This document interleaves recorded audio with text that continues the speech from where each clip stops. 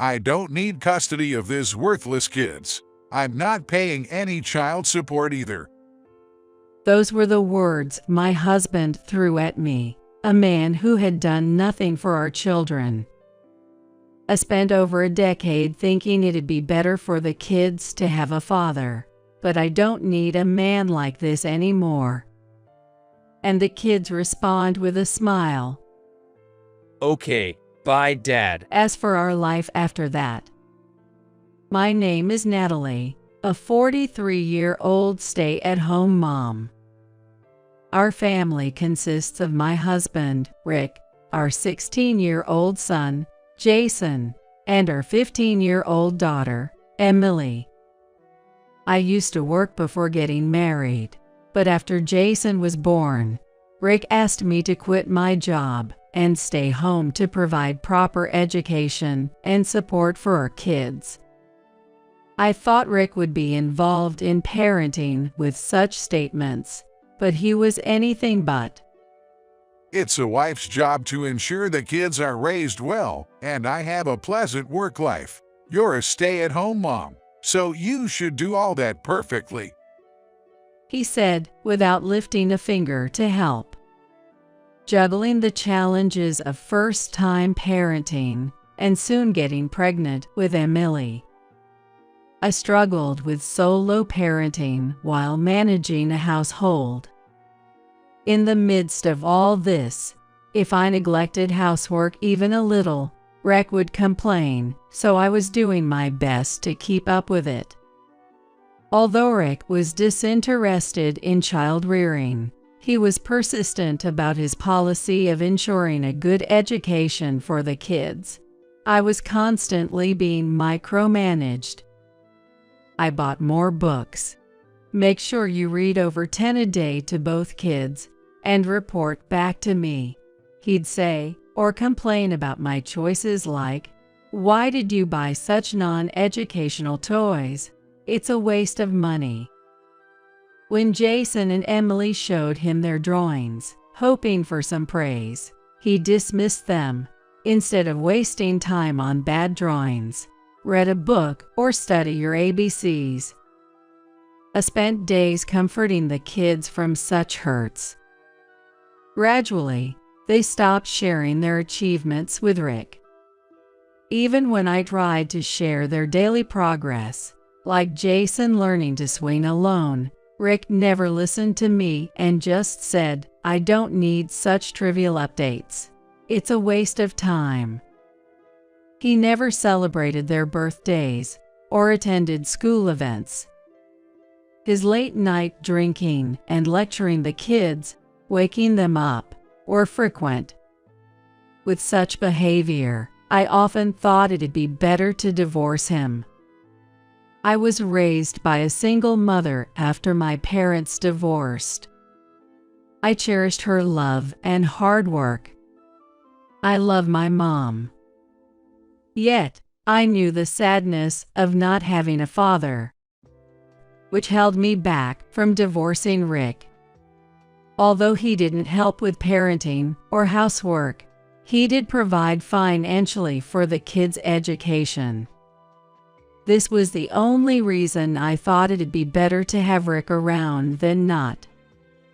As time passed, the kids become teenagers.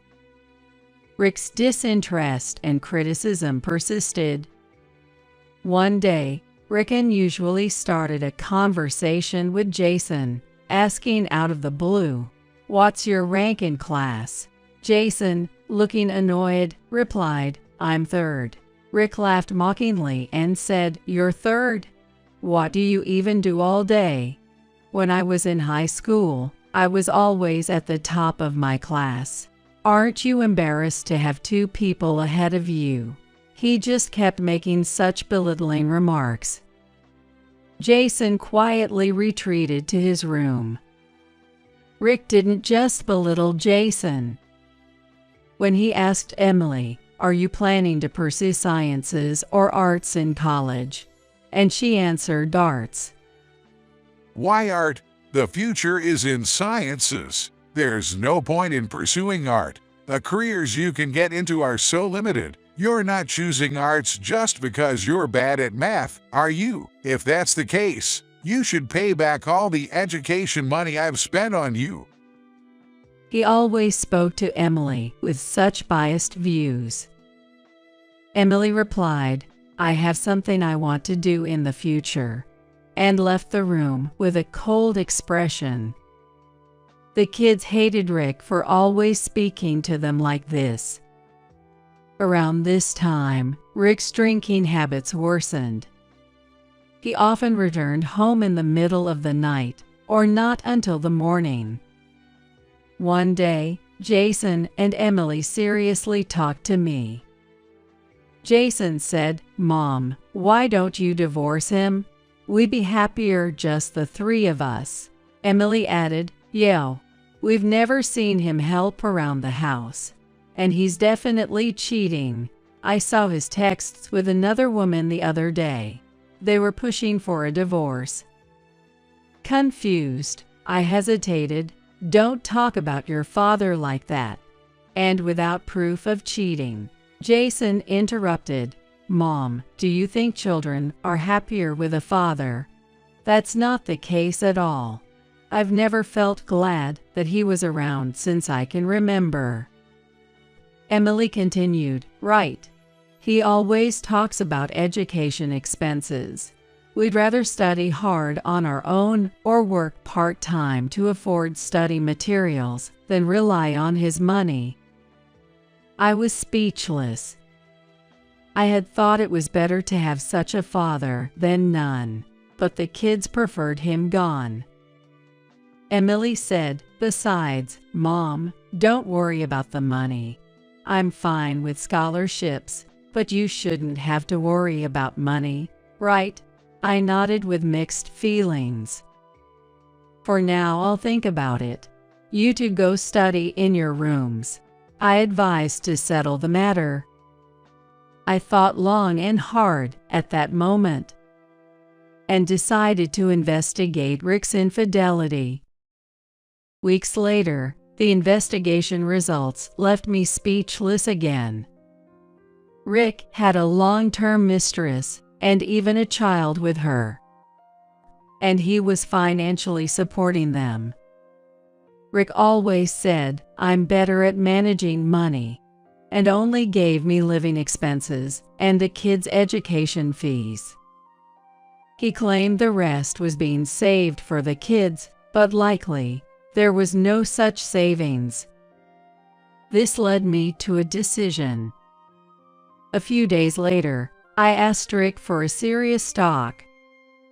I confronted him with the divorce papers and the infidelity investigation results. Rick was initially shaken but soon became defiant. You have no right to complain.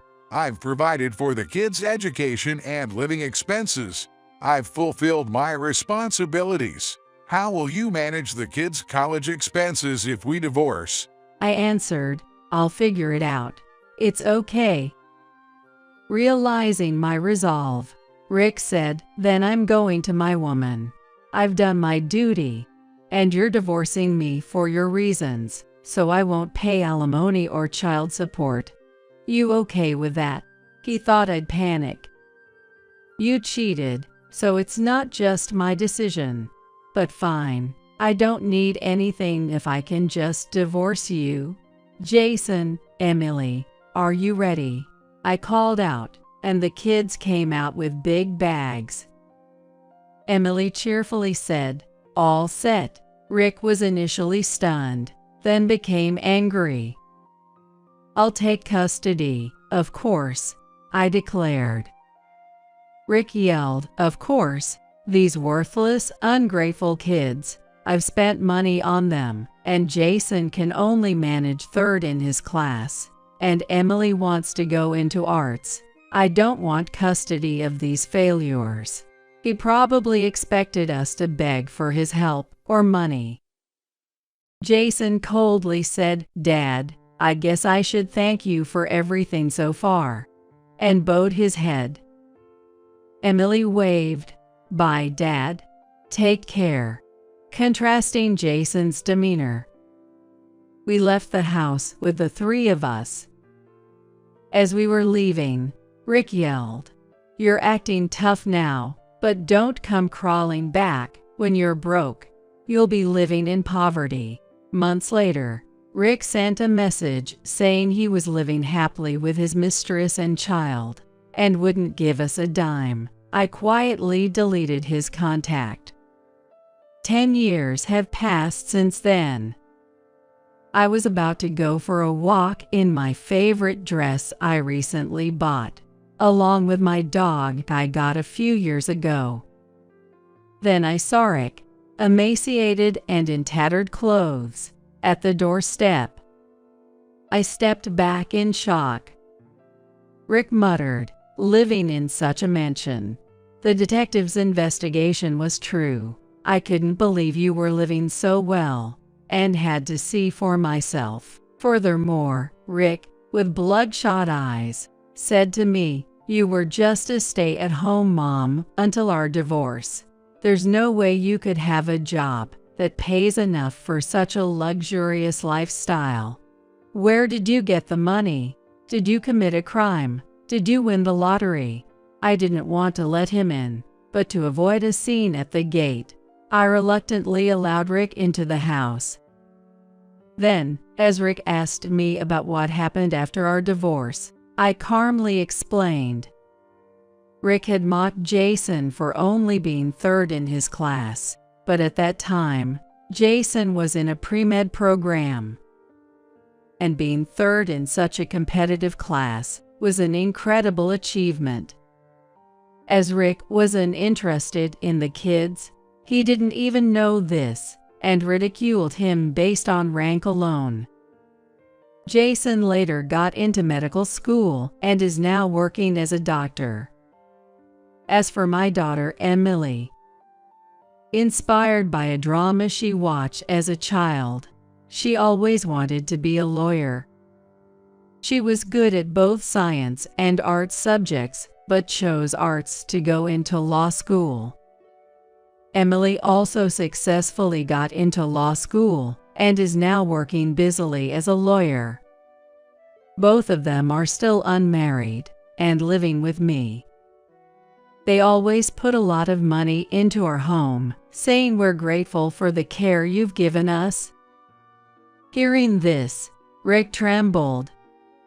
"Then why didn't you say they were doing so well, or that they could become a doctor and a lawyer?" he shouted. I replied, "I tried to tell you many times. Our kids are working hard and achieving great things, but you never listened to anything I said." Rick fell silent, which was only natural. A father who doesn't know what classes his children are in or what they aspire to be is hardly a father. Rick, in a sore loser's tone, said, "But you couldn't have had the means to send them both to college. Making them take out student loans is just like burdening them with debt.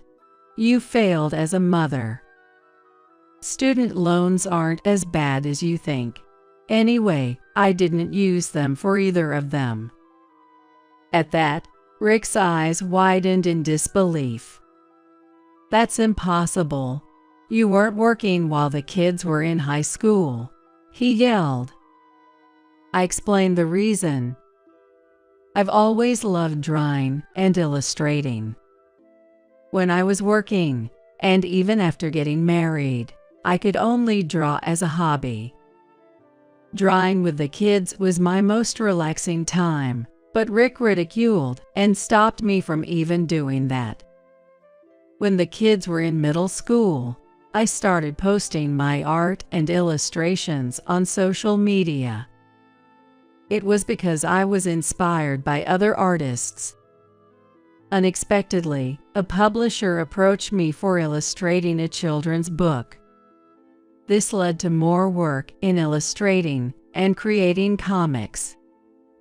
By the time of our divorce, my income was about 3 times what Rick made. I managed these jobs while taking care of the household, but Rick, uninterested in home life, didn't notice. A normal husband might have asked about his wife's sketching or emailing, but not Rick. Hearing this, Rick slumped. Then, although I didn't ask him, he started talking about his life after our divorce. As he told me before, he married his mistress and started living together. But once they got married, she began spending recklessly now that she had access to his money. Despite Rick's protests, she spent all the household money on luxury items. When he reduced her cash allowance, she started maxing out his credit cards. Additionally, as the child with his mistress grew, Rick began to suspect that the child didn't resemble him at all. He had been easily fooled by her comments like, "The child's nose looks like Rick," or "The child has Rick's nervous temperament."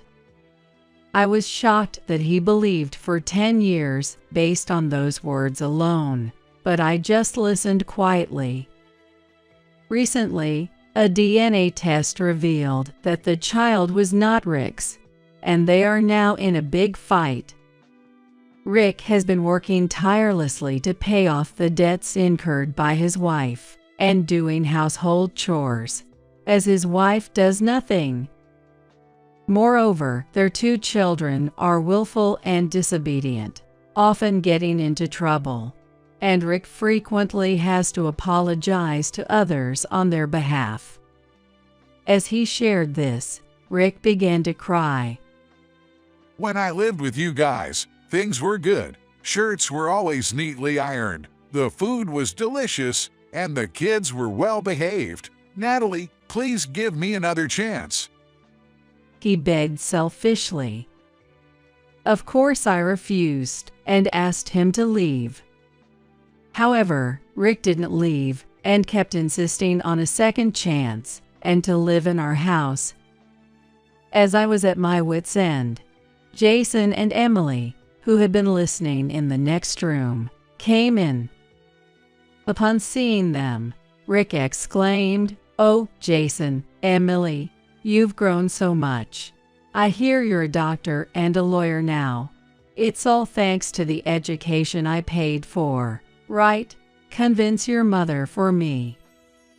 But Jason coldly said, "I never thought of you as a father." Emily added, "You might have provided the money, but it was Mom who took us to tutoring and helped with our homework." Faced with their cold response, Rick started yelling again. Pay back all the education money I spent. To that, Emily said, "Then please pay the child support and education fees that you didn't pay during the period. You were legally obliged to pay them, weren't you?" Jason, now taller and stronger than Rick, forcibly took him outside and warned, "If you come back, we'll call the police," before throwing him out. Rick stood there in a daze for a while before eventually leaving. Later, I heard from Rick's parents, my former in-laws, that Rick divorced his new wife. Due to the marriage, his savings are not only gone, but he's also in debt and still struggling to pay it off. He's been making mistakes at work due to various stresses and has been demoted to a remote location. Unable to accept this demotion, Rick quit his job. He's now going around to his relatives asking for money to get back with me. It's quite a nuisance. As for us, we're still living happily as a family. Jason is soon getting married to his long-term girlfriend. It's a bit sad, but I'm looking forward to the wedding. Emily has recently started asking me to teach her cooking. Maybe she has a boyfriend. I'm waiting for the right moment to ask. I'm looking forward to enjoying this second chapter of my life.